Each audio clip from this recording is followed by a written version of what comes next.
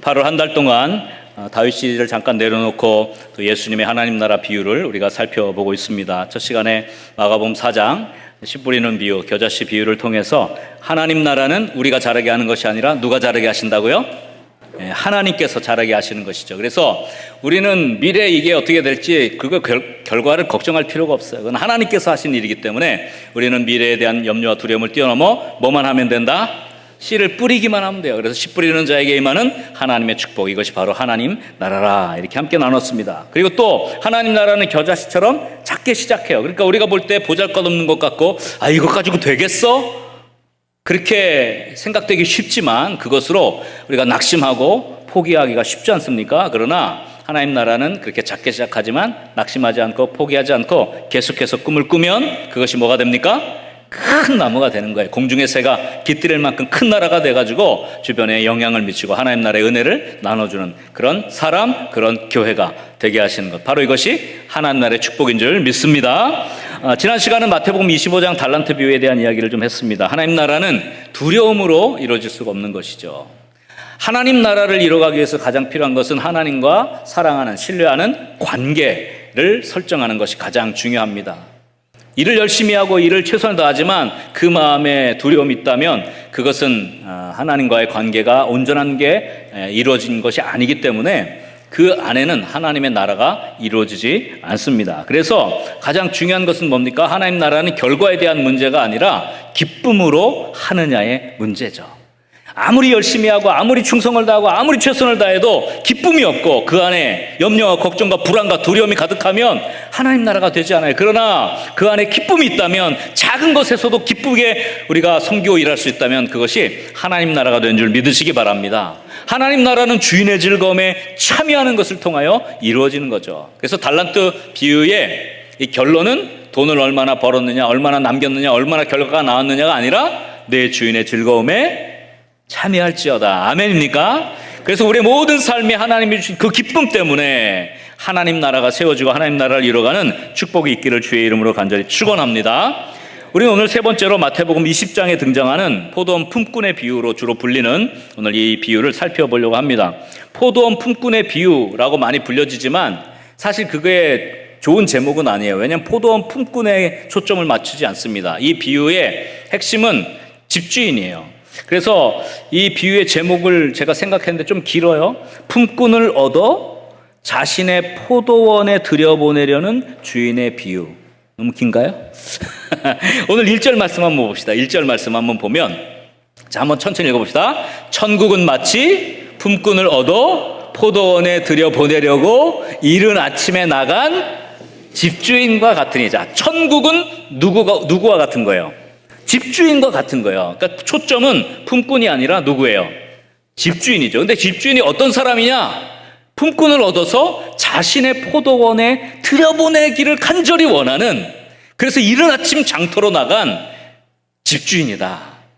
이것이 천국이다. 이렇게 예수님이 말씀하고 있는 거죠. 그래서 포도원 품꾼의 비유보다는 품꾼을 얻어 자신의 포도원에 들여보내려는 주인 비유. 좀 길지만 이 비유가 가장 정확한 비유의 제목이라고 할 수가 있겠습니다. 이 주인은, 포도원의 주인으로 나오는 이 집주인은 어떤 사람입니까? 오늘 우리가 성경 말씀 잘 읽어서 알지만 장터에 서성이고 일자리가 없어 전전긍긍하며 낙심하고 절망하고 있는 사람들을 계속해서 포도원으로 불러들이는데 모두에게 한 데나리온씩을 주는 그런 파격적인 계산법을 행하는 주인으로 그려지죠.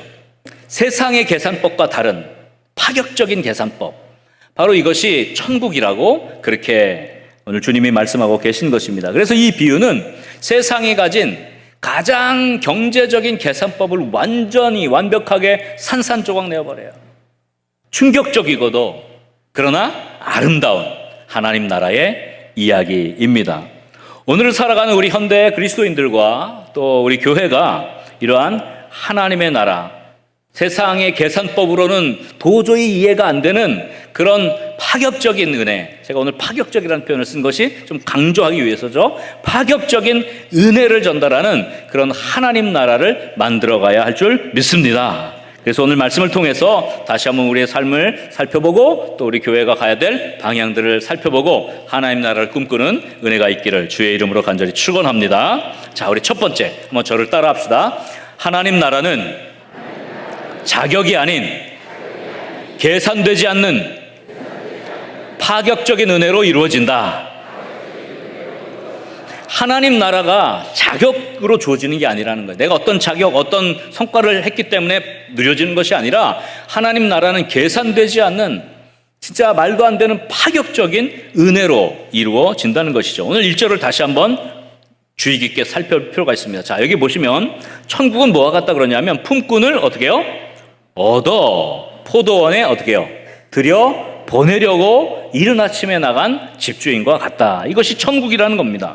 유심히 봐야 될 단어 얻어와 그 다음에 들여 보내려고, 이 두 단어를 좀 깊이 있게 살펴봤으면 좋겠어요. 자, 먼저 얻어. 자, 얻어에 해당되는 헬라어 원어는 미소사스타이라고 하는 단어가 쓰였습니다. 원래 이 단어의 어근은 삭슬 주고 고용한다, 그런 의미의 단어예요. 그 원 어근 자체가 삭, 대가, 노동의 대가, 이런 뜻을 갖고 있습니다. 그래서 이것이 동사가 되어지는 것이죠. 그래서 삭슬 주고 고용하다는 의미의 단어인데, 특이하게도 오늘 본문의 이 단어는 문법적으로 볼 때 중간태의 형태를 지니고 있어요. 이 중간태라는 말 여러분 들어보셨어요? 자, 문법상 보면 능동태가 있고 뭐가 있어요? 수동태가 있어요. 문법이 좀 아시네요, 그죠? 능동태는 능동적으로 내가 뭔가를 할 때에 해당되는 어떤 동사, 분사의 태, 형태로, 수동태는 뭡니까? 수동적으로 내가 어떤 이렇게 피의 대상이 되는 거죠. 그죠? 그래서 뭔가 누군가에 의해서 내가 움직이게 되는, 누군가에 의해서 내가 어떤 걸 받게 되는 이런 그 피동적인 그런 의미에서 수동태인데, 희한하게도 헬라어 문법에는 중간태라는 게 있어요. 갑자기 졸음이 오시죠? 중간 상태로 지금 막 가고 있죠. 이 중간태라는 게 있어요. 그러니까 이 중간태는 특별히 하나님께서 하나님의 특별한 의도를 전달할 때 쓰여지는 그 특별한 태인데, 제가 이걸 조금 그럼 설명을 쉽게 할게요. 자, 헬라어에서 만약에 능동태로 이 품꾼을 얻어라고 했을 때 만약에 능동태로 쓰이려면 미스투라는 단어를 써야 됩니다. 그러면 능동태니까 삭슬 주고 고용하는 데 초점을 맞추는 거죠. 대가를 주고 일을 시키다, 이런 뜻이에요. 그래서 일꾼을 고용하는 데 초점을 맞추면 능동태의 단어가 나와야 정상이에요. 그런데 오늘 본문은 이렇게 일꾼을 삭슬 주고 고용하는 데 초점을 맞춘 게 아니라 중간태로 쓰였단 말이에요. 이거 미소사스타이로 중간태로 쓰였다는 것은 다른 의미를 갖게 되는데, 즉 자기 자신을 위하여 대가를 주려고 고용한다라고 하는, 즉 이 주인이 대가를 지불하려고 하는 의지에 초점을 맞춘 의미가 아주 강하게 부각이 되는 거예요. 여러분, 이게 조금 어렵잖아. 이해가 잘 되십니까? 이 두 가지의 차이를 제가 조금 쉽게 얘기해 드릴게요. 자, 보세요. 집주인이 단순히 일을 시키기 위해서, 포도원에 일꾼이 부족하지? 그래, 일을 시키기 위해서 품꾼이 필요해. 그래서 고용하려고 이른 아침 나가서 품꾼을 고용했다라고 생각하면 이것은 능동태로 쓰여야 정상인데, 그렇게 하지 않았고 중간태로 쓰인 거예요. 특별한 자기 자신의 의지와 목적을 가지고 품꾼에게 삭슬 주고 싶어서. 자, 이 차이입니다. 일꾼이 필요해서 내가 돈 주고 고용해야지 하면 능동태로 쓰이는 건데, 중간태로 쓰인 것은 일꾼을 필요로 해서가 아니라 주인이 그 사람들에게 오늘 하루 일거리를 주고 싶어서 데리고 왔을 때 중간태가 쓰이는 거예요. 이해가 되십니까? 그러니까 품꾼에게 삭슬 주고 싶어서 그 품꾼을 자기의 포도원에 들여보내려고 일찍 나가서 직접 나서는 그런 주인의 모습, 이것이 중간태의 해석이에요. 그걸 좀 풀었으면 그런 것이죠. 그러니까 단지 일을 시킬 사람이 필요해서 고용하러 장터에 일찍 나간 것이 아니라 주인은 넉넉한 사람이에요. 주인은 얼마든지 사람이 있는 사람들이에요. 그러나 그 고용 장터에서 오늘 하루 나를 고용해 주는 사람이 없으면 나는 오늘 나는 굶는 건 괜찮지만 집에 있는 내 아내와 내 자식들이 굶주리는데 누가 나를 좀 일을 시켜주지 않을까? 고용해 주지 않으면 나는 오늘 안 되는데, 이런 절망적인 사람들을 안타까워해서 내가 그 사람들을 내 포도원 안으로 들여서 어떻게 해요? 하루 벌이를 주고 싶은 주인의 마음 때문에 품꾼을 찾는 거예요. 이게 오늘 이 본문에 담겨있는 깊은 의미죠. 이것이 은혜이고 이것이 바로 뭐라고 해요? 하나님의 나라다. 그렇게 오늘 우리 주님께서 말씀하고 계신 것입니다. 들여보낸다는 의미도 마찬가지. 들여보낸다. 여기 이 들여보낸다는 말 자체는 동사적 단어가 아니에요. 전치사 에이스라는 단어로 그냥 쓰여져 있습니다. 에이스는 뭐뭐 안으로 이렇게 쓰여지는 전치사인데요. 이 에이스 뭐뭐 안으로라는 전치사는 방향을 나타내는 전치사인데, 단순히 방향이 아니라 바깥 영역에서 안쪽의 영역으로 완전히 들어가는 침투 혹은 전이를 뜻해요. 즉 포도원 품꾼이 어디에 있습니까? 포도원 밖에서 어떻게 해요? 오늘 내가 일할 곳을 찾지 못하면 굶주리는구나, 내 가족도 다 같이 굶는구나 했던 그 절망의 장소에서 어디로 들어가는 거예요? 포도원 안으로 완전히 전이 되는 거예요. 그러니까 환경의 전이, 공간의 전이, 그 다음에 장소의 전이가 일어나는 거예요. 그래서 성경에 보면 하나님 나라에 들어간다고 할 때 들어간다고 하는 단어를 쓰지 않고 항상 이 에이스라는 그 전치사를 쓰는 이유는 완전한 전이를 말하는 거죠. 그러니까 우리가 예수를 믿으면 사망에서 생명으로 옮겼느니라, 이게 전이에요. 그러니까 포도원 밖에 있던 사람이 어디로 들어가는 거예요? 포도원 안으로 들어가는 것을 강조하기 위해서 이 에이스라는 단어를 썼는데, 그것을 우리 한글 성경에는 들여보내려고 하는 그런 말로 바꾼 거예요. 그래서 포도원 주인이 포도원 품꾼을 자신의 포도원 안으로 들여보낸다는 말에는 단지 노동을 시키기 위해서 포도원 안으로 들어가게 한다는 의미가 아니에요. 일할 기회조차 얻지 못했던 그런 사람들에게 삶의 목적을 부여하는 구속사적인 초대예요.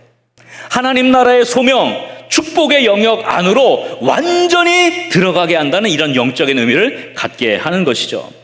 이러한 원어의 의미를 깊게 묵상하고 나면 오늘 본문이 새롭게 해석될 수가 있어요. 제가 그것을 조금 다시 한번 해석을 해보겠습니다. 오늘 1절 말씀은 이렇게 해석될 수 있죠. 천국은, 따라하지 마세요. 제가 할 거예요. 천국은 마치 고용 장터에서 간절하게 일을 구하며 전전긍긍하며 기다리고 있는 사람들에게 뭐 하고 싶어서? 삭을 베풀고 싶어서, 주인의 마음이죠. 고용 장터에서 자신의 포도원 어디로? 안으로 들어오게 하려고 일찍 장터로 나간 집주인과 같다. 이 주인의 마음을 이해해야만 오늘 본문을 이해할 수가 있는 거예요. 그래서 주인은 불안감에 있고 염려, 마음의 무거움, 한숨으로 고용 장터에서 하루의 일을 기다리고 있는, 서성이고 있을 그 사람들이, 저 사람들 너무 안타까운데 내가 저들에게 오늘 하루의 삭을 줘야겠다라는 마음으로 나가서 그들을 데리고 온 거예요. 왜냐하면 일꾼이 필요해서 고용하려고 나갔다면 이른 아침에 그 일꾼 다 고용해서 데렸다가 놓으면 되지, 뭐 하려고 주인이 몇 번 나가요? 오늘 성경 말씀에 이른 아침에 나갔어요. 6시에 나갔고, 그 다음에 몇 시에 나갑니까? 3시, 오전 9시에 나가고, 또 6시, 12시에 나가고, 그 다음에 9시, 오후 3시에 나가고, 마지막으로 11시, 오후 5시에 5번이나 이른 아침부터 계속 나간 거예요. 한 번에 고용해서 끝날 일을 이 주인은 내 일에 필요한 사람을 데리고 오려는 게 아니거든요. 주인은 뭐 하려고 하는 거예요? 아직도 일자리를 못 찾아 헤매고 있는 사람이 있을까? 또 나가고. 너네 왜 이렇게 있어? 일자리가 없어요. 그래? 또 포도원 와. 내가 삭술 줄게. 그 다음에 또 있다가 보니까 아직도 그런 사람이 있을까? 또 나가보는 거예요. 근데 또 있는 거야. 야, 너희도 아직도 일 못 구했어? 네. 그래, 너희 포도원에 들어와. 이 주인의 마음이에요. 여러분, 오늘 포도원의 비유, 이 포도원의 이야기를 통해서 이 집주인의 마음을 이해해야 여러분 우리가 하나님 나라를 이해할 수가 있는 것이죠. 그 최근에 정부 조사에 따르면 그 요즘 경제가 많이 어렵다고 합니다. 구직을 아예 포기하거나 아예 쉼을 선언한 그런 그 젊은 세대들 30세 이전의 청년이 40만 명 정도나 된대요. 그리고 그 일자리가 없어서 집에 틀어박힌다 그러죠. 은둔한다 그러고 뭐 고립한다 그런 그 일본 어를 가지고 그렇게 전문 용어로 히키코모리라 그러거든요. 집에 틀어박혀서 일도 안 하고 게임만 하고 뭐 이렇게 라면만 끓여 먹다가 어느 날 가보면 이렇게 쓰러져 있고 막 이런 그 은둔형 고립형의 사람이 우리나라에 54만 명이나 된다고 해요. 와. 근데 이게 코로나 이전보다 2배 이상 증폭한, 최근에 갑자기 증폭한 그런 수치라고 합니다. 제가 어느 기사를 봤는데 기사 제목이 너무 좀 마음을 아프게 했어요. 그 기사 제목이 뭐냐면 탈락 통지서만 100번째 자존감의 붕괴. 이 제목이에요. 이제 취업을 준비하는 사람들에 대한 기사였는데 이 기사에 따르니까 포털 뭐 취업 이런 언론 보도에 보니까 취준생이라 그러죠. 취업 준비생의 1인당 평균 그 서류 지원 횟수가 최소 수십 통이래요. 그러니까 이 제목대로 탈락 통지서만 100번째 받았다. 여러분 살 수 있겠습니까, 여러분? 이 상상을 못한 일이에요. 자존감의 붕괴, 내 인간성마저도 무참히 짓밟히는, 내 존엄성마저도 짓밟히는 그런 거예요.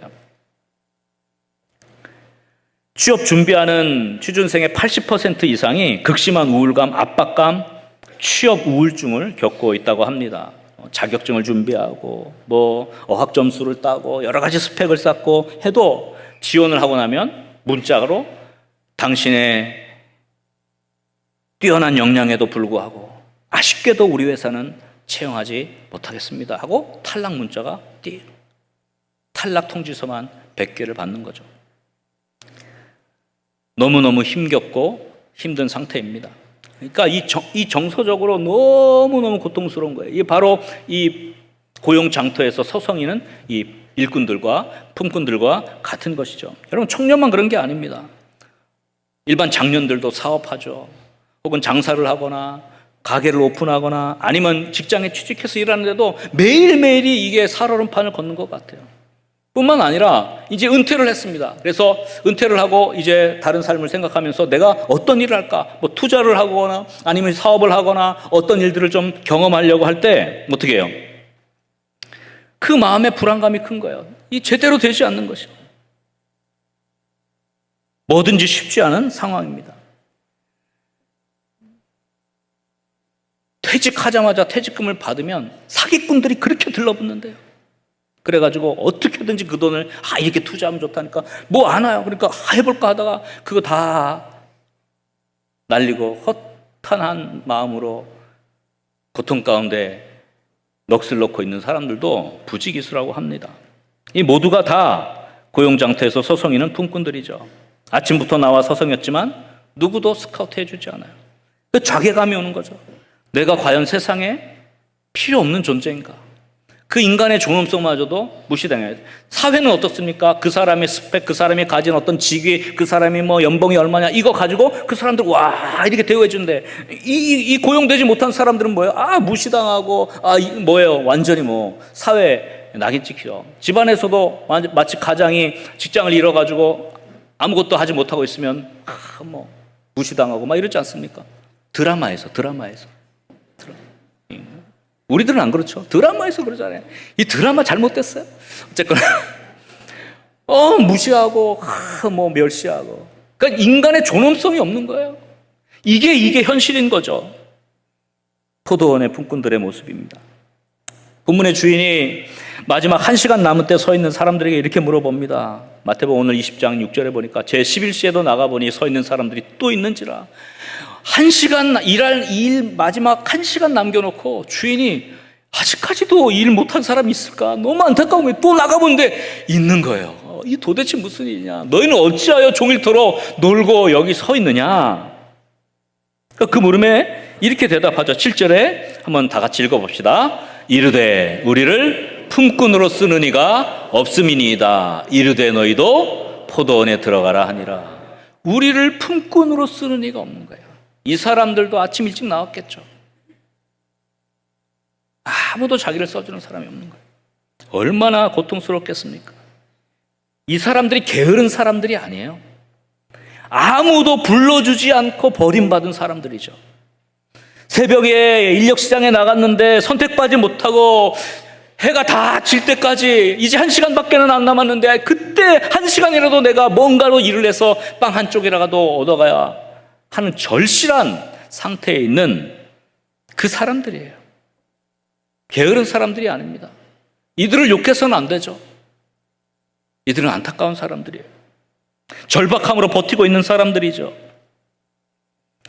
팀 켈러 목사님이 이 비유를 통해서 복음의 핵심을 이렇게 정확하게 이야기합니다. 세상의 모든 종교와 세상의 모든 시스템은 성과와 자격에 따라 보상을 한다.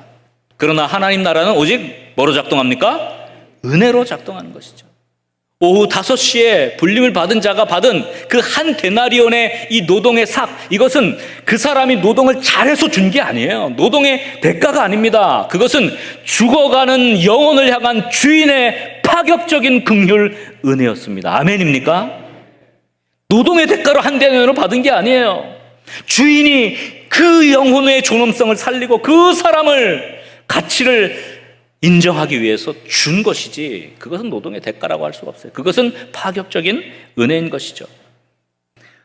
이들에게 필요한 것은 뭡니까? 은혜의 경험이에요. 여러분, 요즘 세상 사람들에게 필요한 것은 뭡니까? 은혜의 경험이에요. 세상은 자기가 가지고 있는 자격, 능력, 경력, 그것으로 대접받잖아요. 그런데 그것이 아닌 것으로 대접받는 일이 있다면 그것이 파격적인 은혜가 될 건데, 그거는 교회만이 줄 수 있는 것이죠. 이 파격적인 은혜의 경험이 이 세상 사람들에게는 필요한 것입니다. 교회가, 우리 크리스천들이 이런 파격적인 은혜를 경험하도록 해야 할 줄 믿으시기 바랍니다. 미국의 그 시애틀의 한 지역에 있는 교회와 또 거기에 있는 청년 공동체가 중심이 되어서 특별한 프로젝트를 시작했는데, 그게 5pm table이라는 그 프로젝트예요. 우리말로 번역하면 오후 5시에 식탁 프로그램이죠. 뭐냐면 이 시애틀이라는 지역이 물가가 굉장히 높은데 특별히 일용직 노동자들이 굉장히 많이 거주한다고 해요. 그래서 교회가 이 일용직 노동자들을 위해서 뭔가를, 우리가 이 사람들 하루 일해서 하루 벌어 먹고 사는데 이 사람들이 정말 자기 자신이 자괴감 느끼지 않고 정말 사랑받을 만한 존재고 가치 있는 그런 존재다라고 하는 거 어떻게 느끼게 해줄까라고 생각하다가 이 마태복음 20장 오늘 본문 말씀을 묵상하다가 이렇게 생각을 한 거예요. 정말 세상이 버린 것과 같은 오후 5시에 이 품꾼들에게 우리가 한 데나리온, 뭐 이들이 대단히 잘해서 한 데나리온의 삭스를 준 게 아니라 그 한 데나리온은 뭐야? 하루의 삶을 살아낼 수 있는 존엄성을 주는 건데, 우리가 그렇게 할 수 있는 방법이 없을까 하다가 이 5pm 테이블을 만든 거예요. 그래서 음식을 준비하기 시작했는데, 그게 뭐냐, 보통 뭐 음식을 나눠주면 뭐 무료 급식소를 운영하고 하면 대체로 이렇게 뭐 푸드뱅크 같은 데는 뭐 식당에서 다 팔다가 남은 거, 뭐 그렇게 남은 것들을 주로 해가지고 주잖아요. 그렇게 하지 말고 우리는 우리가 줄 수 있는 최고의 것을 주자, 최고의 환대를 하자. 그래가지고 그 교회에 좀 그 좋은 인류 레스토랑에 그 셰프 한 분이 계셨던 것 같아요. 그 셰프랑 또 이렇게 함께 할 수 있는 뭐 물품을 할 수 있는 사람들 해가지고 진짜 레스토랑에서 하듯이 식기와 다 세팅을 해놓고 그 일용직 노동자들을 초청해서 그 사람들에게 오후 5시에 만찬을 베푸는 거예요. 기가 막힌 음식이 나온 거죠.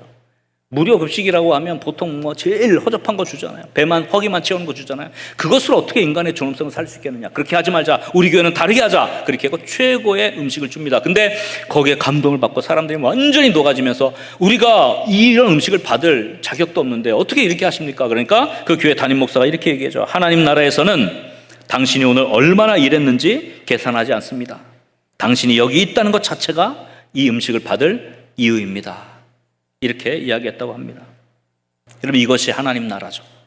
세상은 자격과 성과를 계산해서 대가를 지급해요. 거기에 모두 다 익숙해 있어요. 그리고 모두 다 그렇게 살아가요. 우리 그리스도인들도 세상 속에서는 그렇게 살아갑니다. 그런 대접을 받고 살아요. 그렇지만 교회는 계산되지 않는 존엄을 선물하는 곳이어야 합니다. 아멘입니까? 성도는 세상에서 효율과 가성비를 따지며 살 수밖에 없지만, 그러나 교회와 이웃 앞에서는 적어도 그들의 자격과 상관없이 최고 것을 베푸는, 최고의 것을 나눠줄 수 있는 포도원 주인의 마음을 실천해야 할 줄 믿으시기 바랍니다. 그래서 저는 교회가 그런 역할을 하기 위해선 하나님 나라를 만들어가는 거죠. 그렇게 해야 된다고 생각하는 거예요. 제가 그래서 우리가 함께 이루어가야 될 것에 대해서 제가 마가복음 4장 첫 번째 하나님 나라의 꿈을 꾸는 교회 하면서 앞으로 해야 될 일이 너무 많다고 얘기한 거 아니겠습니까?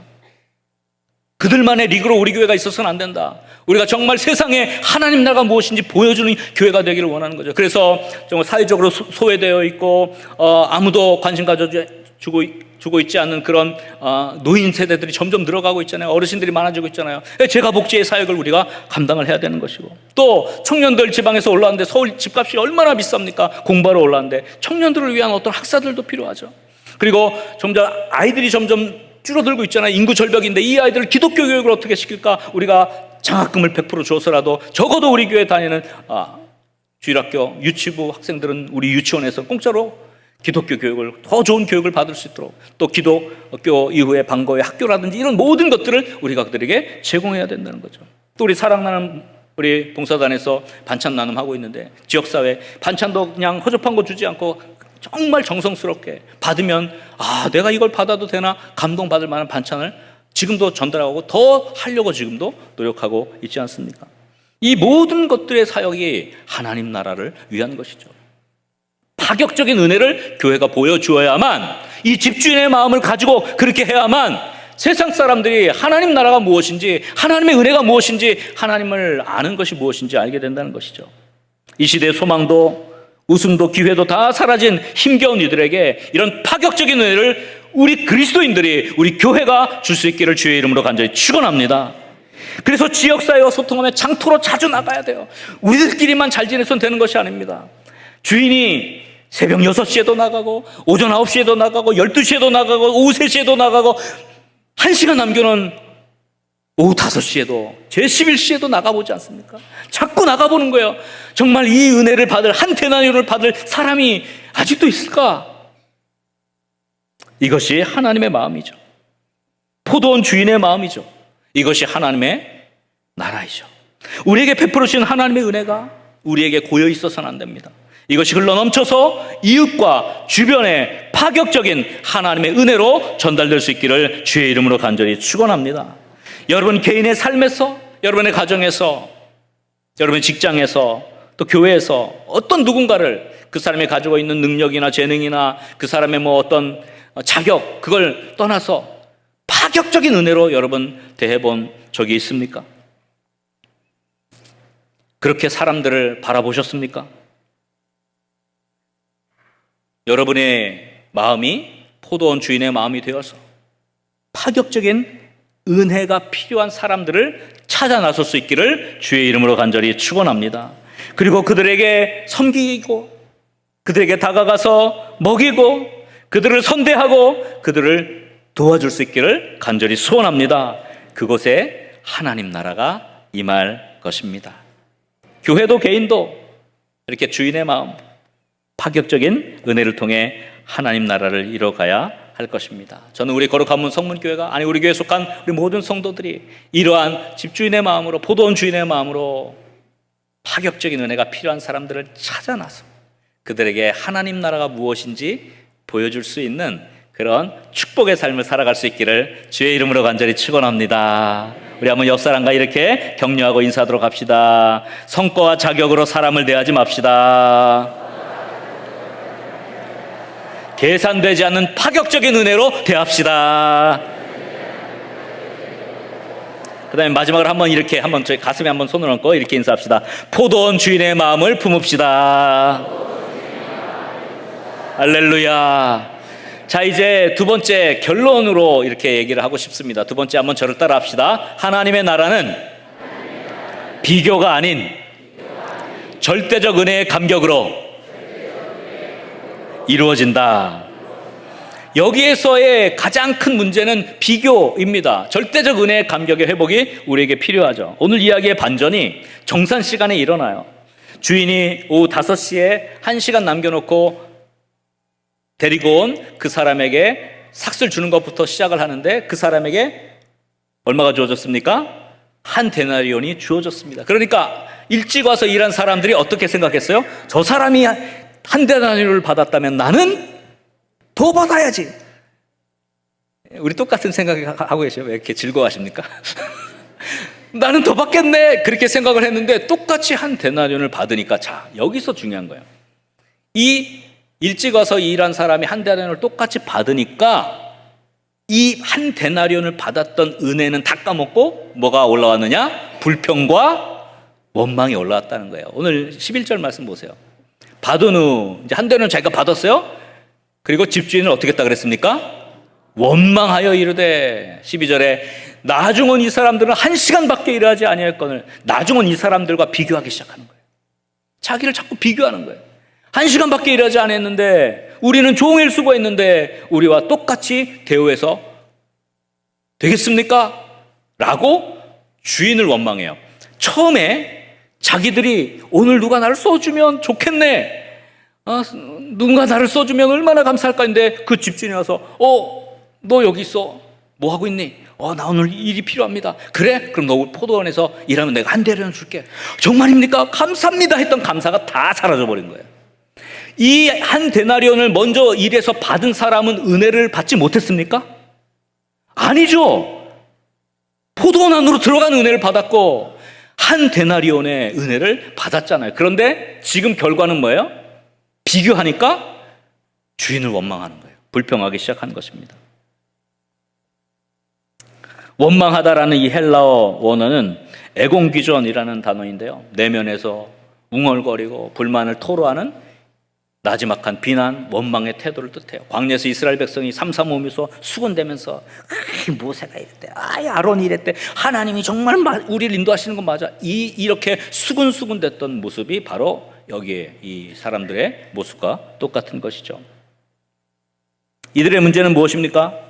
자신이 처음 주인을 만났을 때 가졌던 감사, 한 데나리온이라는 은혜의 가치를 잊어버린 데 있습니다.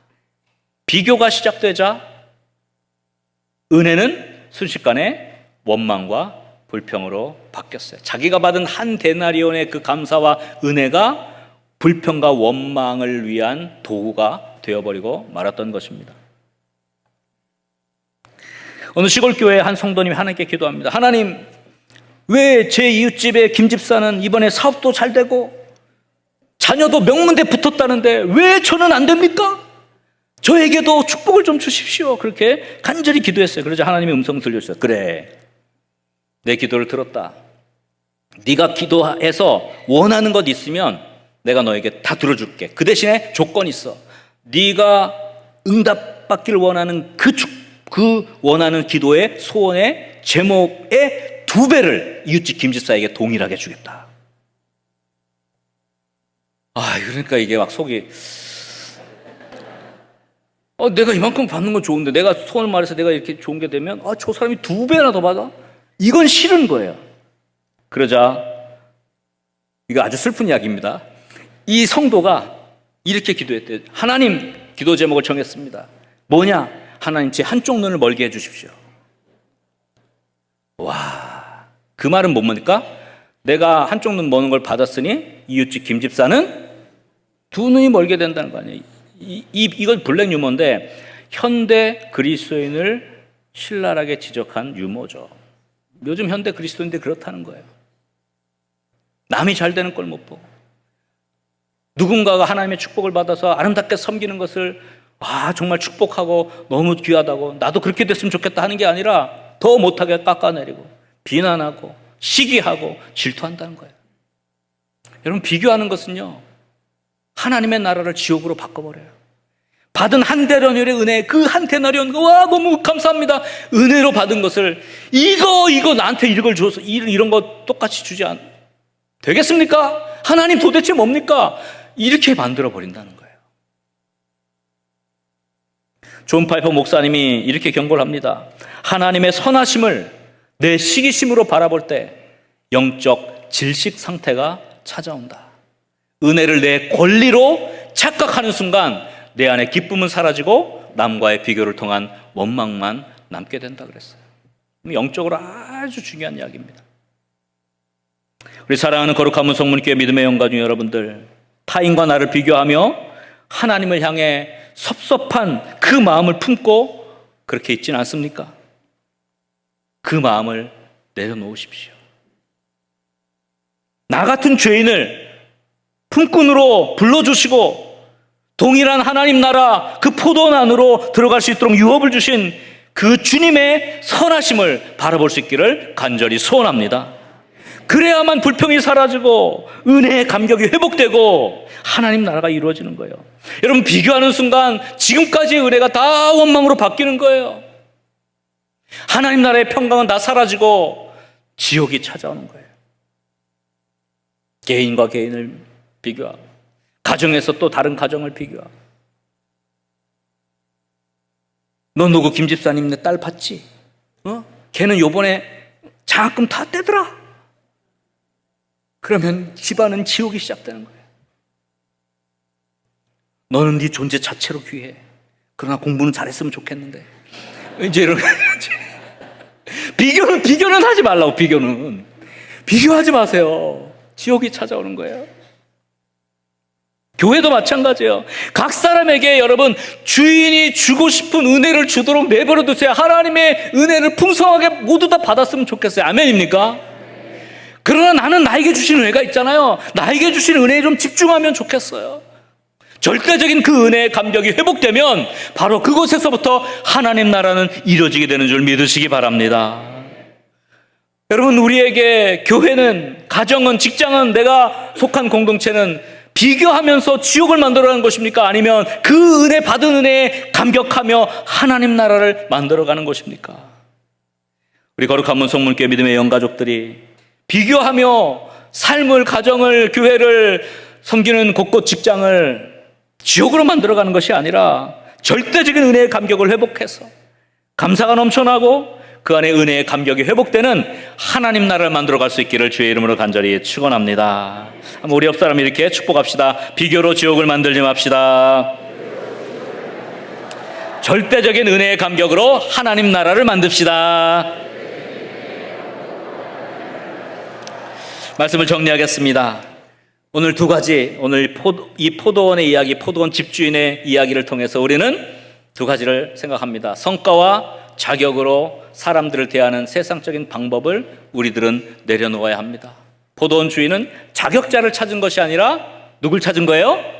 은혜를 베풀 사람들을 찾아 나선 것이죠.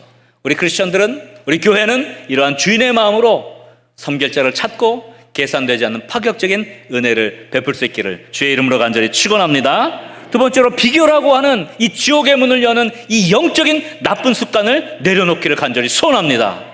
포도원 주인이 주셨던 그 부르심, 그 한 데나리온의 은혜, 그 감격을 여러분 잊지 않기를 간절히 소원합니다. 교회나 직장, 가정에서 남의 성취와 축복을 볼 때에 그걸 비교하지 말고 오히려 축복하고, 그러면 나에게 주신 은혜는 어떤 것인가? 나에게 주신 그 한 데나리온 있잖아요. 그 절대적인 은혜의 감격을 기억하고 하나님 나라를 만들어갈 수 있기를 주의 이름으로 간절히 축원합니다.